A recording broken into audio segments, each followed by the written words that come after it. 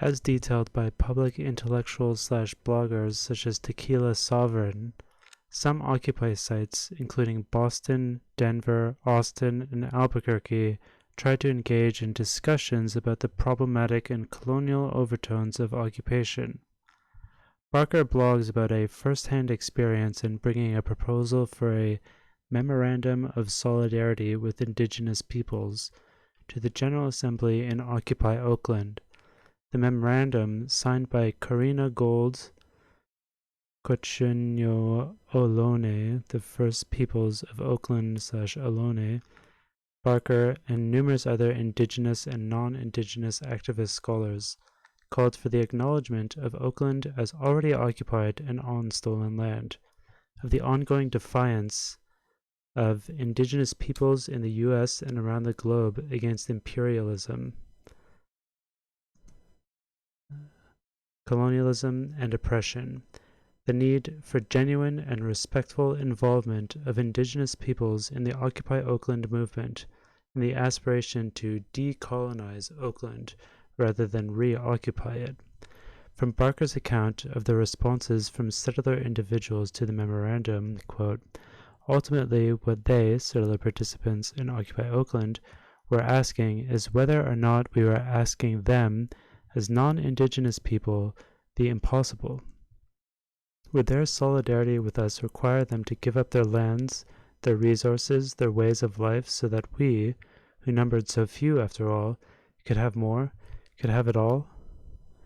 These responses, resistances by settler participants to the aspiration of decolonization in Occupy Oakland, illustrate the reluctance of some settlers to engage the prospect of decolonization beyond the metaphorical or figurative level.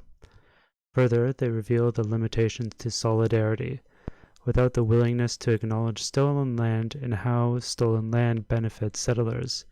Quote, genuine solidarity with indigenous peoples, Barker continues, assumes a basic understanding of how histories of colonization and imperialism have produced and still produce the legal and economic possibilities for Oakland. For social justice movements like Occupy to truly aspire to decolonization non-metaphorically, they would impoverish, not enrich, the 99% plus settler population of the United States. Decolonization eliminates settler property rights and settler sovereignty. It requires the abolition of land as property and upholds the sovereignty of native land and people. Just bear with me one moment.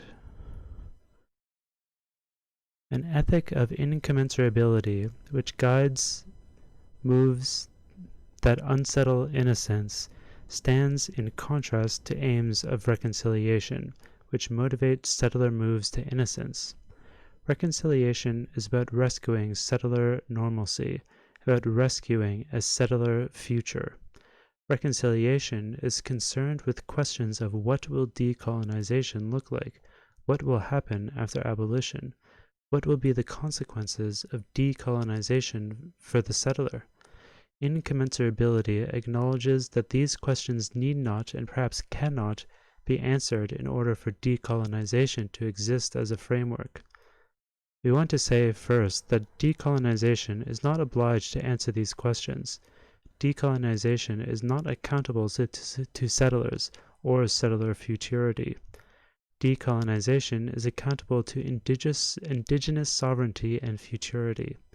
Still, we acknowledge the questions of those wary participants in Occupy Oakland and other settlers who want to know what decolonization will require of them. The answers are not fully in view and can't be as long as decolonization remains punctuated by metaphor.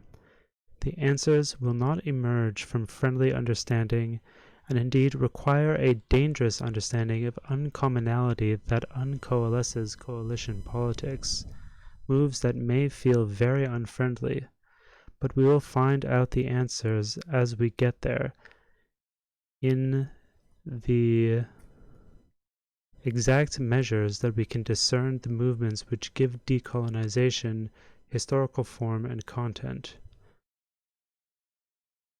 To fully enact an ethic of incommensurability means relinquishing settler futurity, abandoning the hope that settlers may one day be commensurable to native peoples.